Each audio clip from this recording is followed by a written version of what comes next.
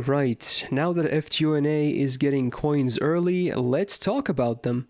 Before anything, I am making this a multi-video series that should cover all aspects of servant coins and things related to them.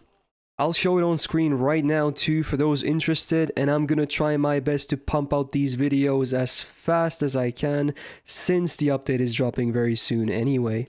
Make sure to subscribe not to miss out on any of these uploads as well.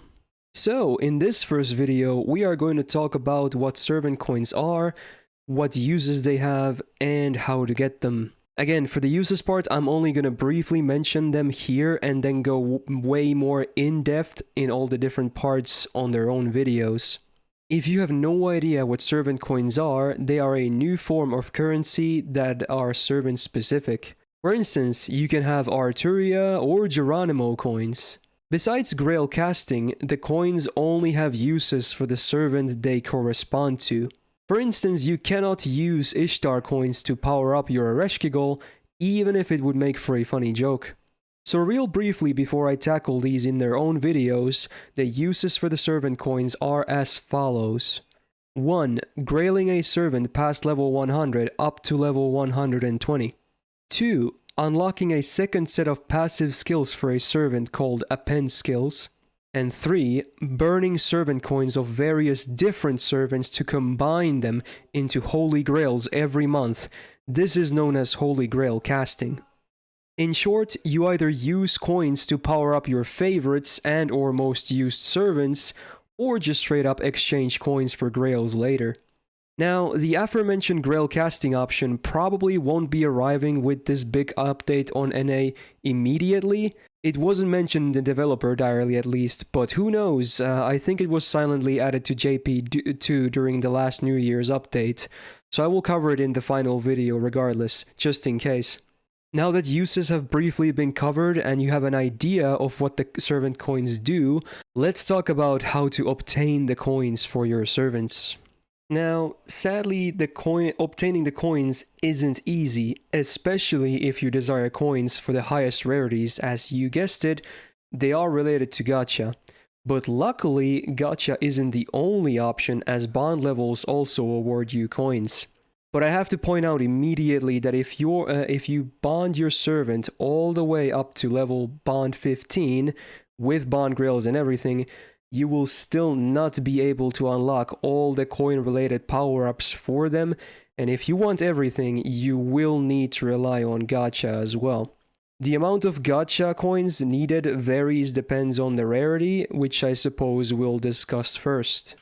So this part might be confusing to some people as the rarities behave differently, but I'll try to be thorough here, and you obviously don't have to memorize these numbers to begin with. Basically, summoning a servant of any kind after the update is live will give you coins of that particular servant as a bonus.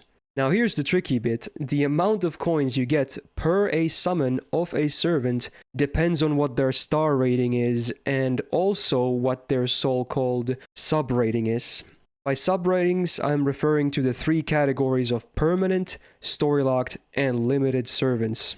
So, to illustrate my point better, I'll attach an image right now that displays how many coins you can expect to get depending on who you summoned. Simply as you can see, the rarer a servant is, the more coins you can expect to get from summoning a copy of them. To give you some examples, if you summon Ushi Wakamaru from either Friend Point Gacha or Saint Quartz Gacha, you will be awarded 15 Ushi Wakamaru coins for every copy you summon of her. Another not-so-common example would be if you summon Summer Okita Assassin, a limited-time 4-star servant, you would get 50 coins of her for every copy you summon.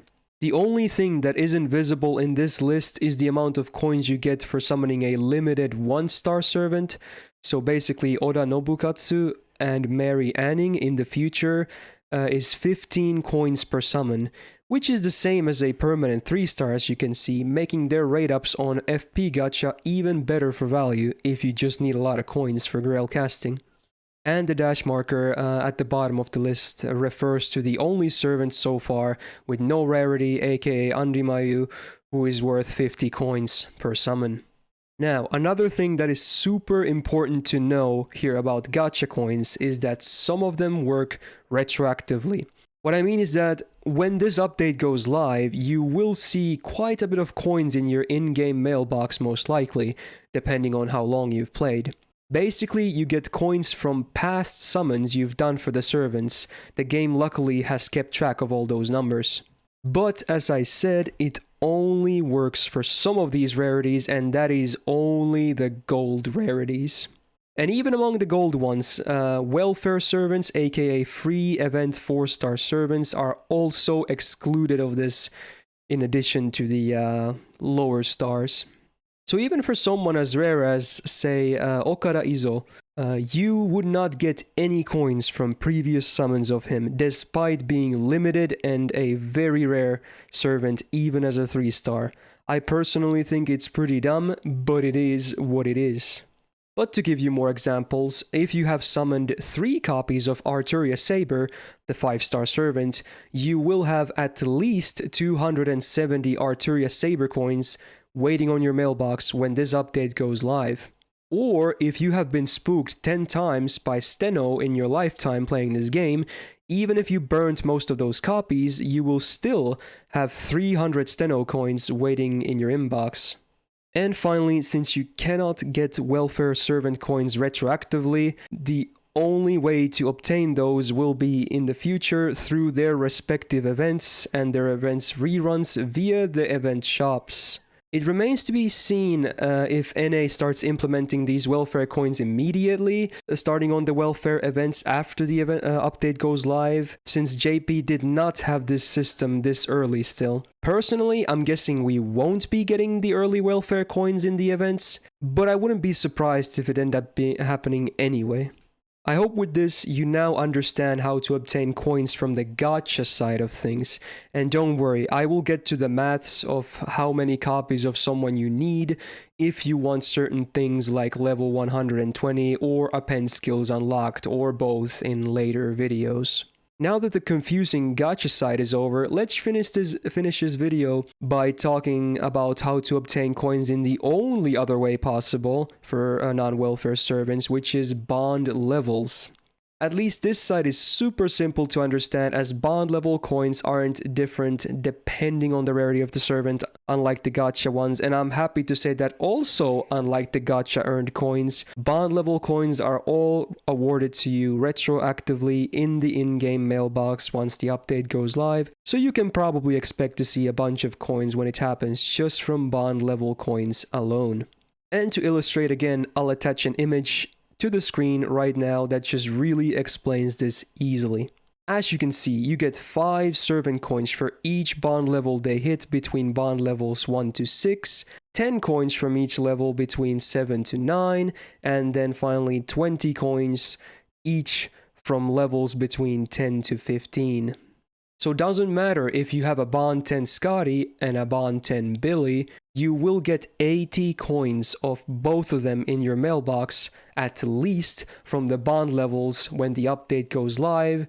And for Scotty, you would also get at least 90 coins more because of the retroactive gacha coin side for non-welfare golden servants, as we just discussed. And there you have it. I tried to keep this as short and simple as possible, and I understand if your brain hurts after watching this, but feel free to watch it again or recap certain parts of it if needed to fully grasp the concept of servant coins. You can even leave a comment if you really want to confirm something, and I'll try my best to answer all your questions.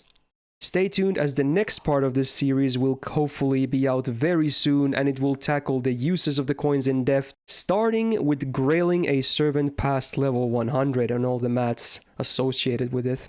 If you found this video helpful, do me a solid and press the like button, and also subscribe not to miss out on the other parts, and I hope you guys have a great rest of your day. Peace out.